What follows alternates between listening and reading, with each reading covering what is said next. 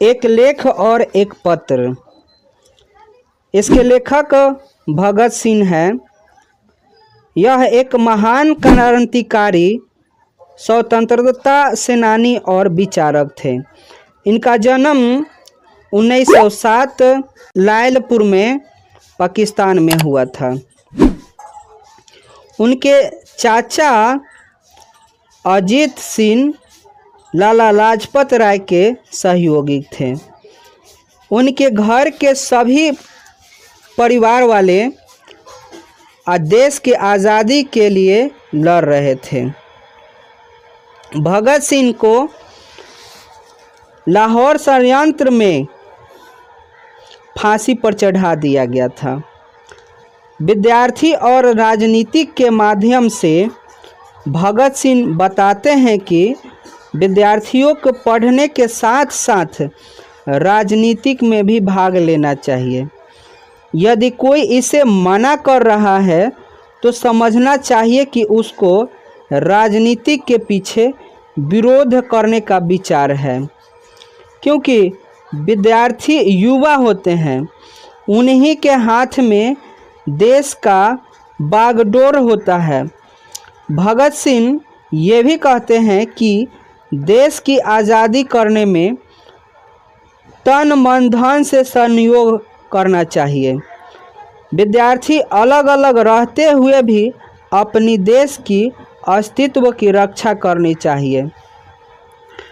भगत सिंह ये भी कहते हैं कि पढ़ने के साथ साथ राजनीति का भी ज्ञान जरूर रखना चाहिए और ज़रूरत पड़े तो देश के लिए मैदानों में कूद पड़ना चाहिए।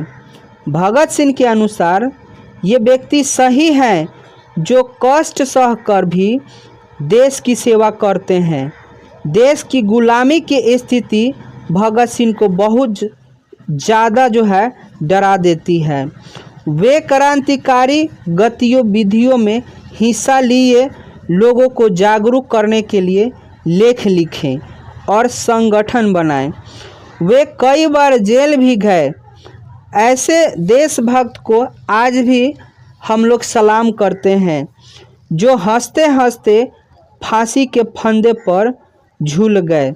उनकी यह कुर्बानी भारतीय मानव को झकझोर दिया और आगे चलकर देश आज़ाद हुआ। भगत सिंह ने कहा कि आज़ादी के लिए संघर्ष करते समय अगर मृत्यु दंड मिल जाए तो वह मृत्यु सुंदर मृत्यु कहलाती है, क्योंकि यह मृत्यु आगे आने वाले पीढ़ी में आज़ादी के लड़ाई के लिए एक सुकून पैदा और एक जुनून पैदा करेगी। वह कहते हैं कि बूढ़े व्यक्ति तथा परिवार और दुनियादारी में फंसा व्यक्ति देश के लिए अपनी जान की कुर्बानी नहीं दे सकता है। अगर इस देश के लिए अगर कोई कुर्बानी दे सकता है तो वह है इस देश का नौजवान। इसलिए नौजवान को राजनीतिक में भाग लेना चाहिए। अतः भगत सिंह कहना चाहते हैं कि विद्यार्थी परिश्रमी से पढ़ाई करते हुए देश की राजनीतिक में भी हाथ बटाएं। वे कहते हैं कि जिस प्रकार इंग्लैंड के छात्र कॉलेज छोड़कर जर्मनी के खिलाफ लड़ने के लिए निकल पड़े, उसी प्रकार भारतीय छात्रों को भी पॉलिटिक्स में हिस्सा लेने की जागरूक होना चाहिए। सुखदेव के नाम पत्र। वर्ष के पूर्व में सुखदेव आत्महत्या को अत्यंत नीच और बेकार कृत्य मानते थे, जबकि भगत सिंह आत्महत्या को कायरता, निराश और सफलता से घबराया हुआ मानसिकता का परिणाम मानते हैं। जबकि सुखदेव कुछ अवस्थाओं में आत्महत्या को अनिवार्य और आवश्यक मानने लगे हैं। लेखक कहते हैं कि जब वो देश की आज़ादी के लिए काम कर रहे थे तो उस समय अलग अलग प्रकार की कठिनाइयाँ सामने आया करती थी, और अगर हम उस कठिनाइयों से डरकर अपना कार्य बंद कर दें तो यह मानव के शरीर व्यर्थ है। हमें अपनी विश्वास पर खड़ा होकर प्रयास करना चाहिए। भगत सिंह कहते हैं कि जब यह आंदोलन चरम सीमा पर पहुँचे तो हमें फांसी दे दी जाए।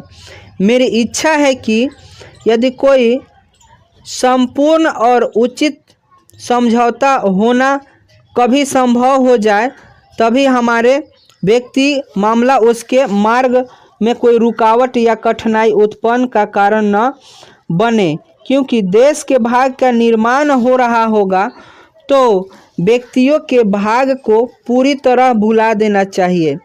भगत सिंह कहते हैं कि क्रांतिकारी साथी सुखदेव द्वारा मिल रही यातना दुखी होकर लिए गए पत्र के जवाब लिखा था।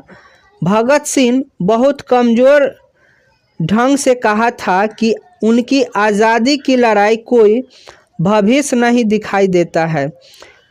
सुखदेव जी कहते हैं कि अब लगता है कि पूरा जीवन जेल में ही काटना पड़ेगा। भगत सिंह लिखते हैं कि क्रांति व्यक्तिगत सुख दुख के लिए ना हो तो शुरू होती ही है और ना ही ख़त्म होती है।